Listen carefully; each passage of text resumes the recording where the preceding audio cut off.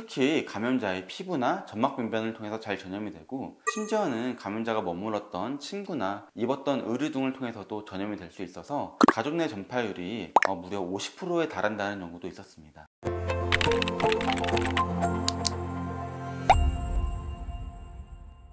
안녕하세요. 여러분의 눈 건강 지킴이 닥터 아이입니다. 요즘 원숭이 두창에 대한 이야기가 흉흉하게 돌고 있는데요. 코로나로 인한 고통이 이제 좀 지나가나 싶었는데, 이런 또 다른 전염병으로 인해서 많은 분들이 불안해하시고 또 궁금해하실 것 같아서 오늘 내용 준비해봤으니까 끝까지 집중해주세요. 원숭이 두창은 중앙아프리카, 서아프리카 지역에서 발생하는 동물과 사람 모두 감염될 수 있는 인수 공통 감염증인데요.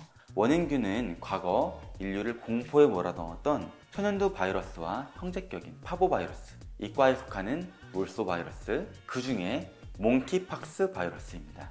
흔히들 원숭이로 인해 이 병이 전염된다고 생각하는데요. 사실 쥐나 다람쥐 같은 설치류, 캥거루, 코알라 같은 유대목 등에 의해서도 전염이 될 수 있다고 합니다. 원래는 70% 이상에서 이런 동물들에게서 인간에게 전염이 되는 양상이었는데, 현재는 80% 이상에서 사람에서 사람으로 전염이 되고 있다고 보고되고 있습니다. 문제가 되는 부분은 원래 아프리카 지역에서만 발생해야 될 이 풍토병인 이 병이 최근 40여 개국에서 2,000명이 넘는 확진자가 나오고, 이 중 97%가 유럽 등 비아프리카 국가에서 나왔다는 거예요. 그리고 결국 우리나라에서도 지난주에 확진자가 발표가 되었습니다. 이에 대응해서 질병관리청에서는 원숭이 두창 대책반을 운영하고 있고, 또 검역 및 이국자 모니터링을 강화하고 있다고 해요.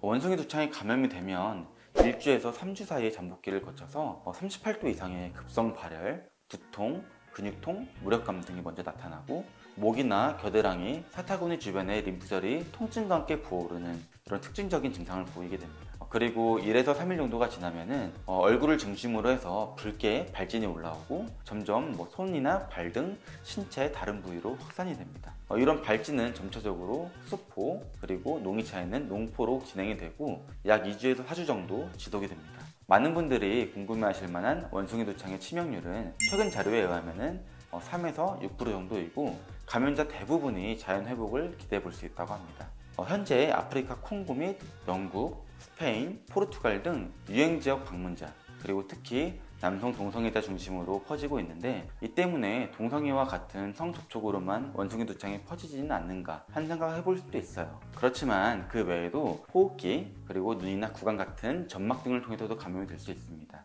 특히 감염자의 피부나 점막 변변을 통해서 잘 전염이 되고, 심지어는 감염자가 머물렀던 침구나 입었던 의류 등을 통해서도 전염이 될 수 있어서 가족 내 전파율이 무려 50%에 달한다는 연구도 있었습니다. 임산부의 경우에는 감염이 되면은 태반을 통해서 태아까지도 감염이 될 수가 있어요.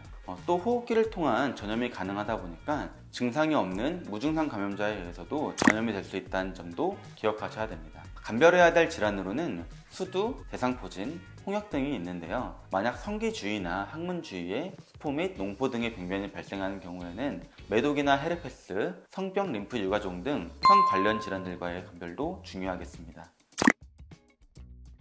보통 자연 치유가 되지만 피부 병변이 있던 부위로 해서 곰보 자국과 같은 흉터를 남길 수도 있고, 그 이외에도 각 결막염, 피부 감염, 폐렴, 뇌염 등 여러 가지 중대한 합병증을 유발할 수 있습니다.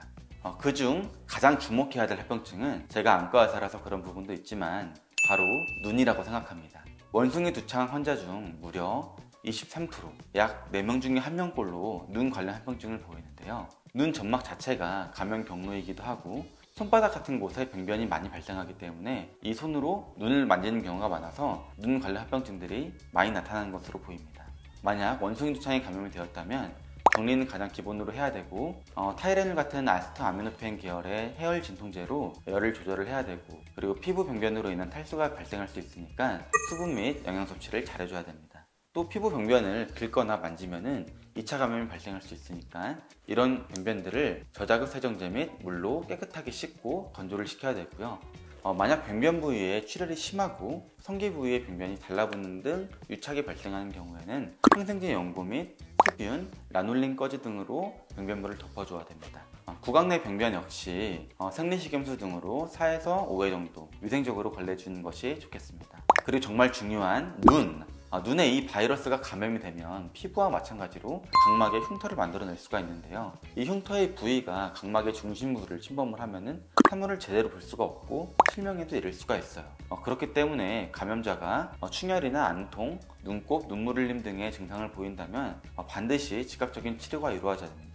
치료 방법으로는 기본적으로 인공 눈물 등을 통해서 분비물을 자주 씻어주고 트리플로리딘 점화액 및 테트라사이클린 계열의 점화액을 적극 활용을 해가지고 치료를 진행하게 됩니다. 특히 10세 미만의 소아 환자나 거동이 불편해서 침상 생활을 하시는 분들에게는 이런 눈 합병증이 잘 나타날 수 있으니까 이런 분들의 경우에는 더 주의가 필요하겠습니다. 이쯤에서 이제 원숭이 두창 백신이 있는지 궁금하신 분들이 많으실 것 같은데요. 천연두 백신인 두창 백신을 접종을 하는 경우에는 무려 85%에서 예방 효과가 있다고 하고, 우리나라의 경우에는 이미 3,500만 명 분의 이상의 백신을 보유하고 있다고 하니까 만약 백신이 필요하게 될 경우에는 큰 문제 없이 접종이 이루어질 수 있을 거라고 생각합니다. 그리고 격리 기간은 최소 2에서 3주 정도가 필요한데요. 피부 병변에 딱지가 다 떨어지고 새살이 나기 전까지는 이 피부를 통해서 전염이 잘 될 수 있기 때문에 철저한 격리가 필요합니다. 그리고 비말 및 점막을 통한 전파가 가능하기 때문에 치료 및 간호 등에 필요한 밀접 접촉이 꼭 필요한 경우라면은 마스크나 고글 착용이 필수적이고요. 감염자의 의류 및 침구는 약 70도씨 이상의 고온으로 다른 세탁물과 섞이지 않게 세탁을 해야 됩니다. 중요한 것은 떨어진 딱지를 통해서도 전염이 될 수 있으니까 함부로 버리면 안 되고, 이 때문에 청소를 할 때에도 보호구를 착용하는 게 좋겠습니다. 당연히 손 씻기는 기본 중에 기본이겠죠. 현재 원숭이 두창은 우리나라에서 코로나와 같은 2급 감염병으로 지정되어 있습니다. 그만큼 유행 가능성이 있고 또다시 수많은 사람들이 이 질병으로 인해서 고통을 감내해야 될 수도 있죠. 하지만 코로나 바이러스의 경우에는 유전자의 구조가 단일가닥 RNA 바이러스로 그 구조가 되게 불안정하고 변이가 많을 수 있어요. 그렇지만 이제 원숭이 두창은 변이가 적은 이중가닥 DNA 바이러스이기 때문에 코로나 같은 대유행 가능성은 그 가능성이 좀 많이 낮아요. 그리고 현재 백신 및 치료제도 이미 개발이 되어 있기 때문에 이전과 같은 혼란을 일으킬 가능성도 적어 보입니다. 그리고 무엇보다 우리나라는 위기에 더 강한 나라이죠. 그렇기 때문에 개인 방역을 철저히 하고 선제적인 치료들을 통해서 이 또한 이겨낼 수 있을 거라고 생각합니다. 오늘 준비한 내용은 여기까지고요. 구독과 좋아요, 알림 설정 하시면 앞으로 더 유익한 건강정보 가지고 제가 찾아뵐 수 있으니까 잊지 마시고요. 그럼 다음에 또 만나요. 안녕.